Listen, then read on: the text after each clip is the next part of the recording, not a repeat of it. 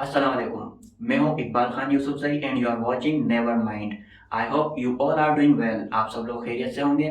और आज भी मैं एक इंग्लिश लैंग्वेज के हवाले से एक बहुत इंटरेस्टिंग टॉपिक लेकर आया हूं। तो आइए फ़ौरन हम अपने टॉपिक की तरफ चलते हैं।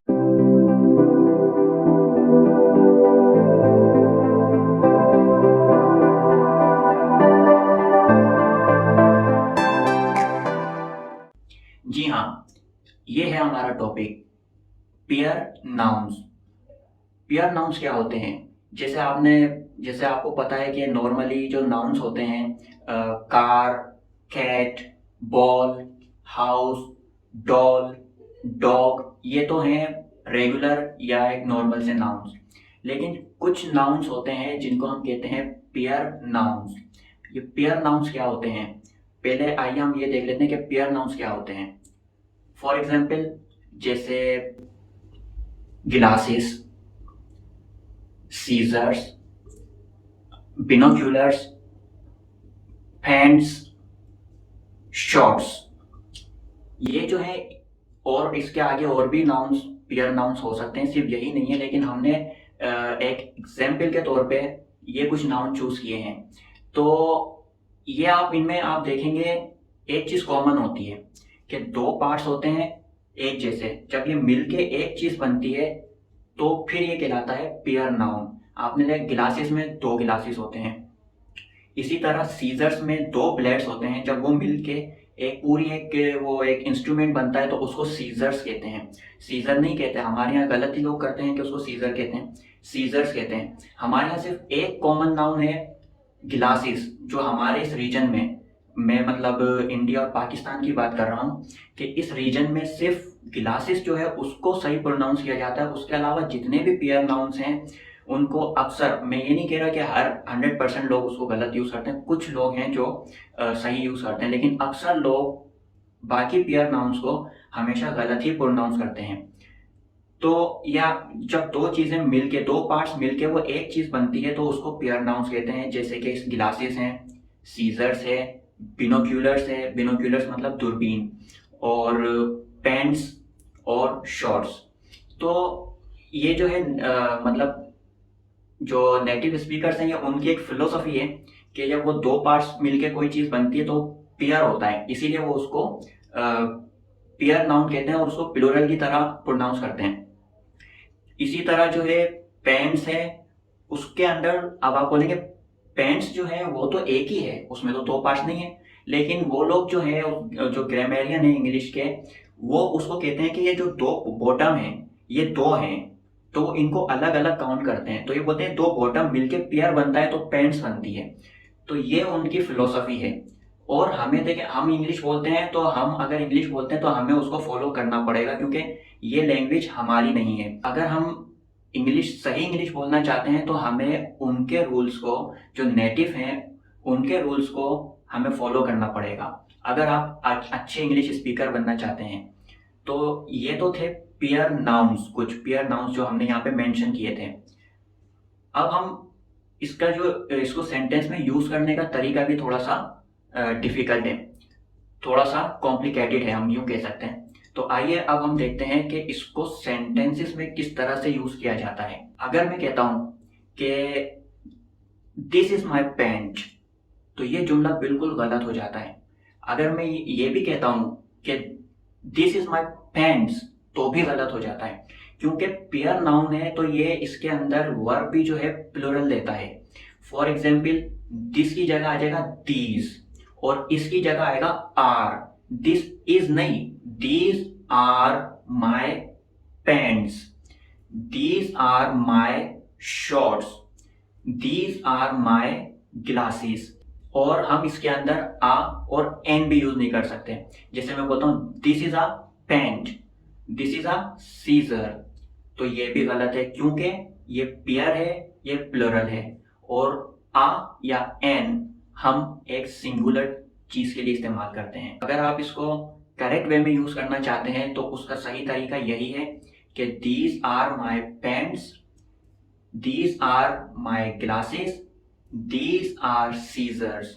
तो ये है इसको सेंटेंसेस में यूज करने का सही तरीका। अच्छा, आपको मैं बता दूं कि नेटिव स्पीकर्स हम किसको कहते हैं।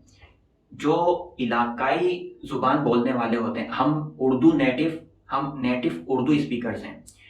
सऊदी अरेबिया में रहने वाला नेटिव अरबिक स्पीकर होता है।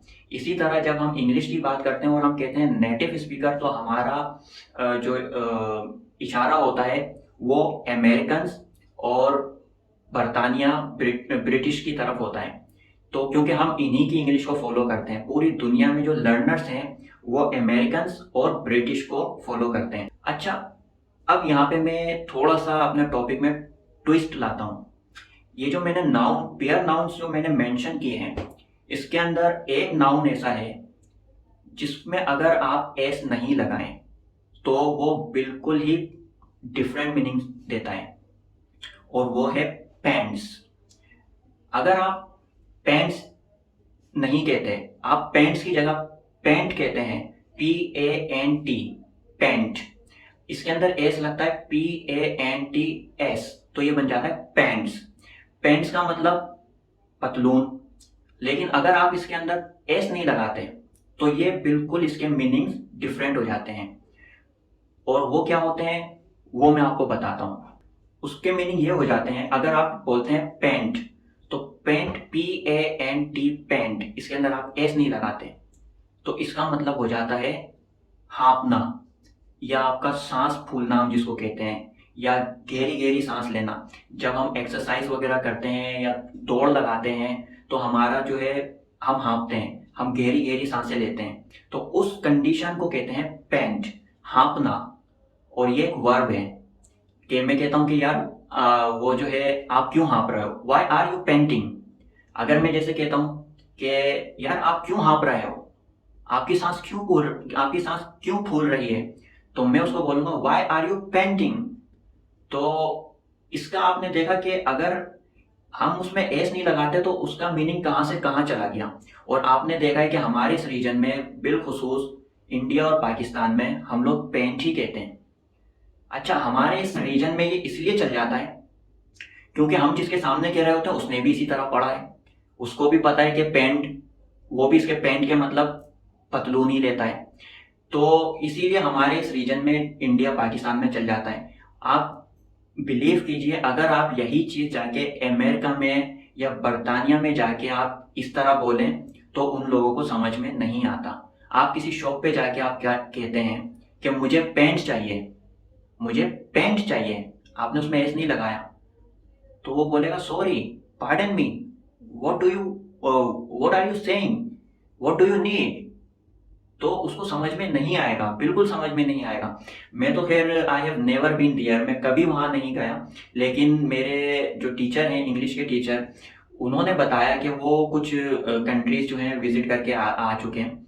तो वो एक लफ्ज़ था जो सिर्फ उसको प्रोनाउंस थोड़ा सा गलत कर रहे थे, वो उसका तलफ़ुज़ थोड़ा सा गलत कर रहे थे, तो नेटिव स्पीकर्स वो नहीं समझ पा रहे थे। उन्होंने 1 बार, 2 बार, 3 बार, 4 बार रिपीट किया, उन्होंने कहा sorry, what are you saying, sorry, pardon me, pardon us. तो फिर उन्होंने वही लफ्ज जब लिख के उनको दिखाया, उन्होंने कहा oh this is not like this, this is like this. मुझे याद नहीं है वो वर्ड कौन सा था, उन्होंने मेंशन भी किया था, लेकिन इस वक्त मुझे याद नहीं है। तो सिर्फ एक लफ्ज का तलफ़ुज़ गलत करने से इतने कॉम्प्लिकेशन हो सकती है। तो आप तो एक लफ्ज की जगह दूसरा लफ्ज इस्तेमाल कर रहे हैं, एक पतलून की जगह आप हाँपना यूज कर रहे हैं। आप बोल रहे हैं दुकान पे जाके कि मुझे हाँपना चाहिए, मुझे सांस फूलना चाहिए। अब अगर यही चीज जाके जब आप नेटिव स्पीकर के सामने बोलेंगे और जब वो इस तरीके से आपसे पूछेगा तो आप यकीनन एम्बेरस होंगे। तो ये था हमारा आज का टॉपिक। उम्मीद है आपको आज का सेशन पसंद आया होगा। तो चैनल को सब्सक्राइब कीजिए, वीडियो को शेयर कीजिए और बेल आइकॉन पे क्लिक कीजिए ताकि आपको अगली वीडियो का नोटिफिकेशन मिले। तो इंशाल्लाह अगली वीडियो में मुलाकात होगी। Until then